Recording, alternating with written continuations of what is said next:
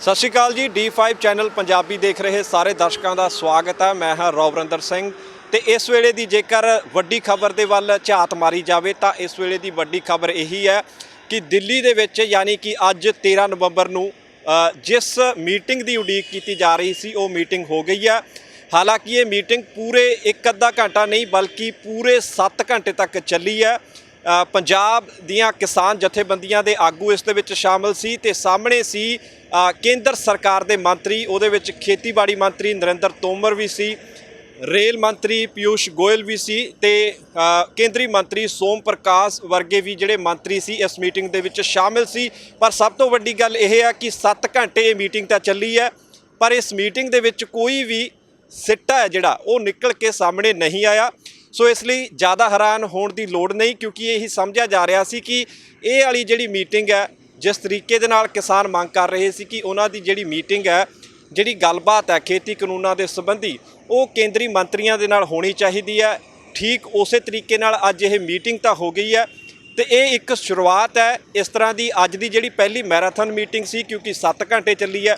सो इस तरह दी मीटिंगां अगे भी भविख दे विच आउण वाले दिनां 'च सानूं होर देखण नूं मिलणगीਆਂ। पर वड्डी गल यह है कि जेकर 7 घंटे तक ये मीटिंग चली है तो मीटिंग दे विच जेकर कोई सिट्टा नहीं निकलिया तो फिर मीटिंग दे विच गलबात की हुई है। ये तुहानूं दस दिंदे कि पंजाब दे जिहड़े किसान ने उन्हां दी कोई एक अद्धी मंग नहीं, कल्ली MSP की मंग नहीं, होर बहुत सारिया मंगां ने।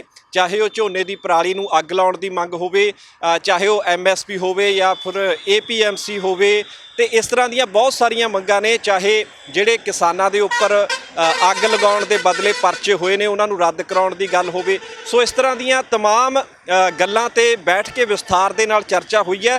तो सब तो वड्डी गल यह है कि सुखावे माहौल दे विच ये मीटिंग हुई है, जो कि एक चंगी खबर है। ये किसानां दे लई भी चंगी खबर है तो केंद्र सरकार दे लई भी चंगी खबर है। पर जेकर देखा जाए तो किसानां नूं उम्मीद सी कि वो अज अपनी इस मीटिंग दे विच जिवें ना किवें जिहड़े केंद्रीय मंत्री ने उन्हां नूं अपने नाल सहमत कर लैणगे कि रेल गड्डियां पंजाब नूं चला दित्तियां जाण।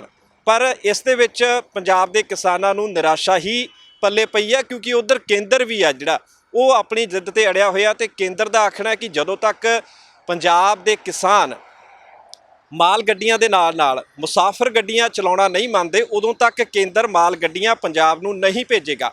सो केंद्रीय मंत्री जिहड़े खेतीबाड़ी मंत्री ने नरेंद्र तोमर, उन्हां दा बयान भी इस मीटिंग तो बाद सामने आया।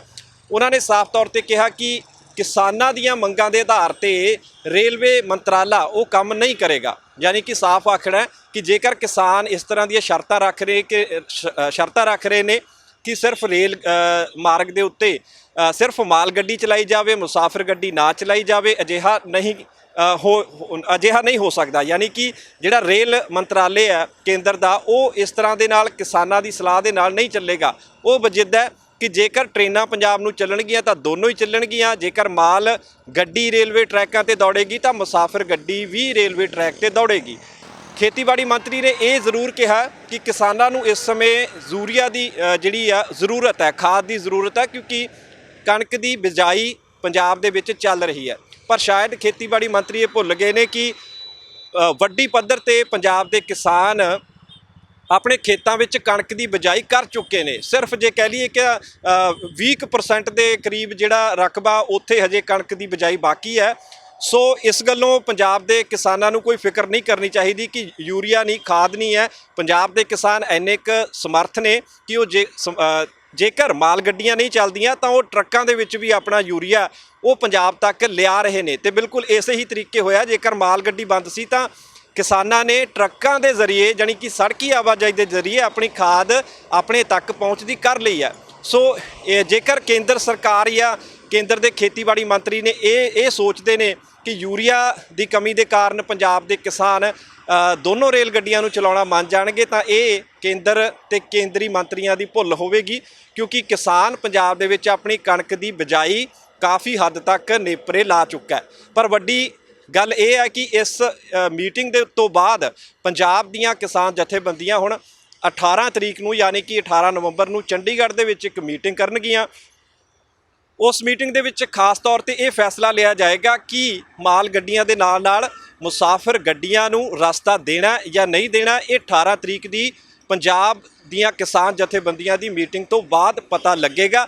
ਪਰ ਜੇਕਰ ਮੁੜ ਕੇ ਅੱਜ ਦੀ ਹੀ ਜਿਹੜੀ ਮੀਟਿੰਗ ਤੇ ਅਸੀਂ ਆ ਜਾਈਏ, ਉਸ ਵੱਲ ਦੇਖੀਏ ਤਾਂ ਚੰਗੇ ਮਾਹੌਲ ਦੇ ਵਿੱਚ ਇਹ ਮੀਟਿੰਗ ਹੋਈ ਹੈ। ਖਾਸ ਗੱਲ ਇਹ ਹੈ ਕਿ ਦੋਨਾਂ ਧਿਰਾਂ ਨੇ ਇੱਕ ਦੂਜੇ ਨੂੰ ਬੜੀ ਚੰਗੀ ਤਰ੍ਹਾਂ ਦੇ ਨਾਲ ਸੁਣਿਆ ਤੇ ਸਮਝਿਆ।